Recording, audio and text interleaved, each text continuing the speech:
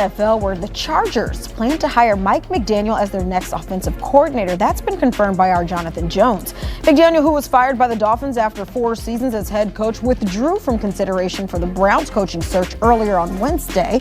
He'll replace Greg Roman, who was let go after Herbert and the Chargers offense struggled mightily in that wild card loss to the Patriots.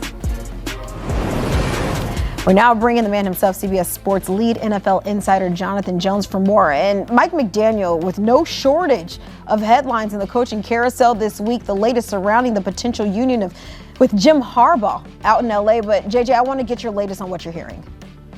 Yeah, very unique pairing there between those two, right? Two eccentrics, if you will. Mike McDaniel getting with Jim Harbaugh to help out with Justin Herbert. And obviously Justin Herbert's had a handful of offensive coordinators in his young career, Shane Steichen and Joe Lombardi and Greg Roman. And now he gets Mike McDaniel, someone who is going to bring in so much more pre-snap motion, someone who is going to institute so much more creative run schemes, right, for an offensive line, that it's going to be interesting to see how they match the personnel with what Mike McDaniel is hoping to do there at offensive coordinator. It'll be interesting to see if they can get a little more speed on the offensive side of the ball, because of course we know that that's what made that Miami Dolphins offense so successful under Mike McDaniel. But McDaniel making the sort of interesting move, pulling himself out of consideration for the Cleveland Browns head coaching job, and making a very quick determination that he wanted to be in Los Angeles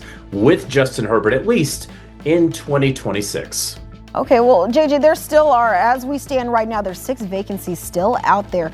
But what was the idea maybe behind opting for an OC position rather than maybe following up with his tenure in Miami with another head coaching opportunity? Because if we're being honest, one of the hottest offensive minds in the NFL, and he was a hot candidate on the head coaching trail.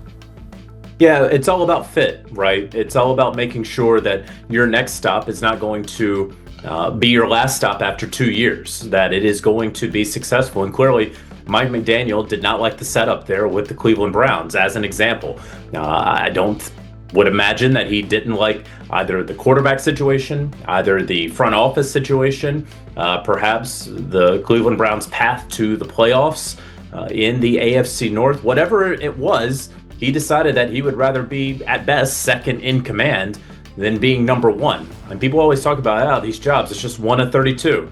And so when you get offered it, boy, it's hard to turn it down. And of course, he was not offered the Cleveland Browns job, and we don't know that he necessarily would have been offered that to begin with. I will say that they were serious in Cleveland about Mike McDaniel, but he pulled out of contention in part, I think, to have a reset year, a rehab year, if you will. If he is successful with Justin Herbert and the LA Chargers, then in about 11 and a half months, he'll be able to choose wherever he wants to go. He won't just have to take whatever scraps are offered to him with the 6th, 7th, 8th best head coaching job that's available to him. He may, in fact, be the top candidate in the market this time next year. So that appears to be the thought process for Mike McDaniel in choosing to be the offensive coordinator with what many would consider a top 5 quarterback in the NFL. You talk about this being maybe a rehab year and opting for the opportunity to be second in command rather than being the head man. But you think about he pulled himself out of contention there with the Browns.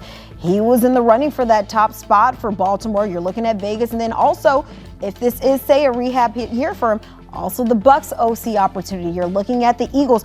How much did playing with or just working over Justin Herbert maybe play into his decision? Does that bring more stability to what LA has been trying to do, because they have gone through a carousel of their own of OCs over there?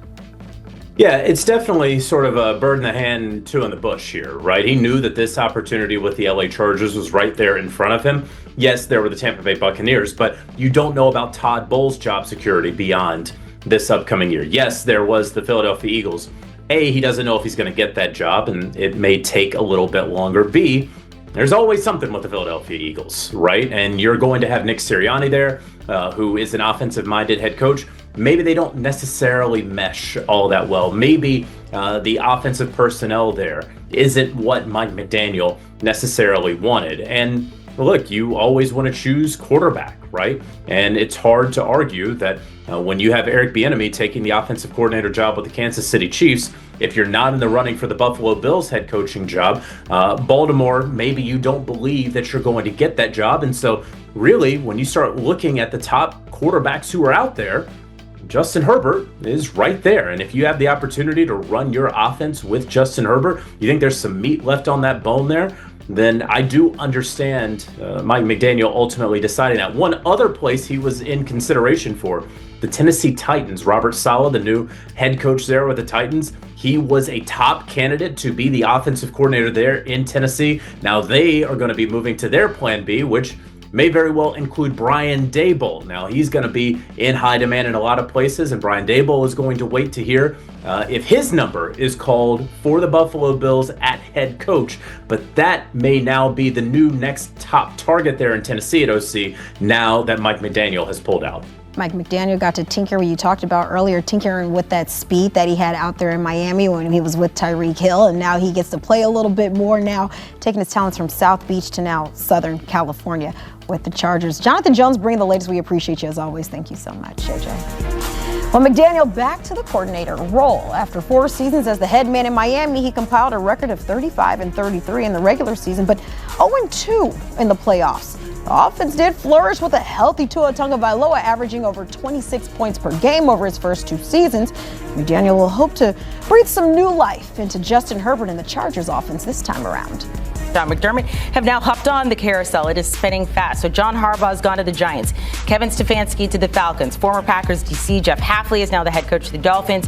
And the Titans are finalizing a deal with Robert Saleh. But there are still plenty of teams out there that are searching for that next head coach. For more on that, let's welcome back in Lee J. Douzable. So you have a list, 5 through 1, of your top coaching candidates. I will tell you guys, Sean McDermott is not number 1, so that's going to be a surprise. Let's start with 5, though. Surprise? Who have you got? For some people, right?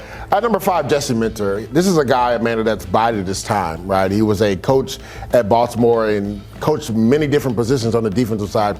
Goes to Michigan, wins a national championship, and then he goes with Jim Harbaugh to the LA Chargers, and has been one of the better defensive-minded coaches in all of football. Their defense plays top down. They don't give up explosive plays. And when you look at the names on the defense, there's not a lot of gaudy names on that defense, but every year for the last 2 years, Jesse Minter has this defense playing at an elite level. So Jesse Minter has bided his time. I think he's a guy that should get a chance to be a head coach. Okay, that's number 5. Let's go to number 4, another coordinator here, and a name that has been floated around as a potential head coach for a number of years now. Yeah, Brian Flores. This is a guy that was the head coach of the Miami Dolphins a few years ago. Didn't work out there, but when you hear his defensive players talk about him, like there's so much elation, there's so much love for him, and you could tell Brian Flores learned a lot from his time as being a head coach with the Miami Dolphins. There's a maturation process when it comes to him and potentially getting another opportunity. You see it right there, the defensive ranks this season, right?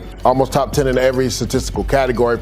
And since he's been there, right, the defense has improved vastly. They were awful the year before Brian Flores got there. When you look at what he's done over the last 3 years, they're averaging about only giving up around 19 points per game. So this is a guy who has head coaching experience. His players love him. And I think he's learned a lot from when he was a head coach the first time, and he deserves another opportunity. There's so many times we've seen that happen now. As Logan Ryan put it, they have to go to head coaching rehab for a little bit, and then they get back out. I don't know if that's it, but they do learn a lot of valuable lessons. Okay, number 3, and the team that is the favorite to win the Super Bowl would be very sad to see this guy go. They would be, and he's most likely probably going to be out of there. Clint Kubiak, legacy head coach if he were to become one. His father, Gary Kubiak, won a Super Bowl with the Denver Broncos, also was the head coach of the Houston Texans. And this is a guy, when you look at the last 2 places he's been, the New Orleans Saints and the Seahawks, he's really flipped and turned those offenses around. Derek Carr in New Orleans, and then look what he's doing with Sam Darnold. You see it right there, the offensive ranks, top 10 in almost every statistical category. Again, he's so inventive in how he sets things up because he goes bigger personnel, but that's not to run the football. That's to throw the ball down the field.